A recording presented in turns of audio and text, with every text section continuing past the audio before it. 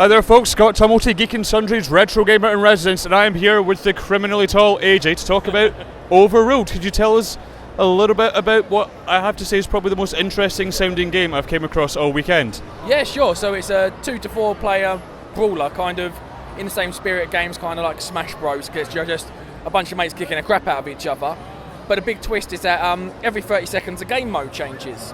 So what you might find is that 1 second it's fire tag, which is our game mode where one person's on fire, everyone else is getting points. The only way to transfer fire is to punch someone, like in real life. And then 30 seconds later it could flip to swag bag, which is a mode where you get points every second for holding a bag. So that's kind of the first layer built on top of it. You then get this completely separate layer where the players are actually picking up these cards, or as we call them, change 'em ups, and they can dynamically change the rules of the game as they're playing. So that varies from changing stuff like the game mode to doubling the amount of points, disabling double jump, even this card we've got called spotlights, where all the lights get turned off for the level except for spotlights around the players. So kind of you get this lovely dynamic when no two games ever feel the same. It sounds like complete anarchy in a good way, not like in Glasgow on a Friday night kind of way. What inspired you to start the creation of this game? It's, I would love to tell you, it was months of brainstorming and thinking, but a lot of it is fluke. We did spend last year getting incubated by Microsoft in their studios, and kind of in our last week there, we found ourselves playing more and more Worms. When we've been hardcore Worms fans for God knows how long. And the thing we were loving the most is being in a room together and shouting at each other and abusing each other. And so kind of we finished that up in January, and then we moved on to start our own thing, and we were like, well, if we're loving this multiplayer brawler in the same room so much, like, why aren't we doing it ourselves? Why aren't we doing something where we're all together being abusive? And when I'd been out in Canada on holiday, my cousins introduced me to this game called Flux, which is this brilliant card game where the rules are always changing. And I was like, oh, somebody must have done a game of that. And I looked it up, and no one had tried applying that sort of mentality to a game. So he's like, let's just give it a go. Let's try it. Gave the design brief to the tech guys. Like 5 days later, we had this prototype. 2 days after that, we're all down in one room together, playing this really ugly prototype, but we're having the time of our lives. So it's all fluke, really.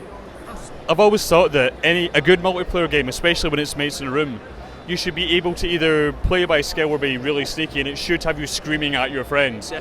Like Worms, Micro Machines 2 as well was a classic one. Yeah. What's the most creative or offensive thing that you've screamed at another human being? Oh, wow.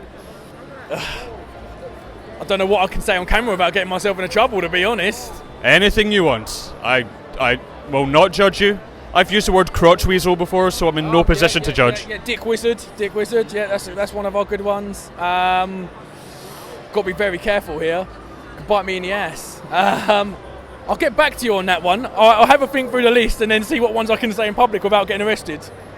Nice. The one last thing to ask you is, can you tell me a little bit about this wonderful artwork behind us?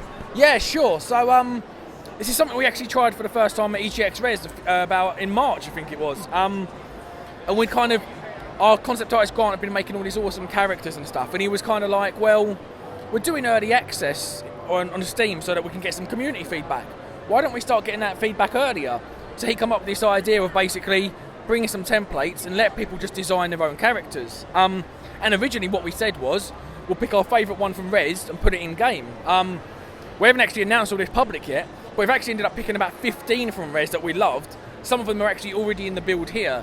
So these are some characters that other people came up with.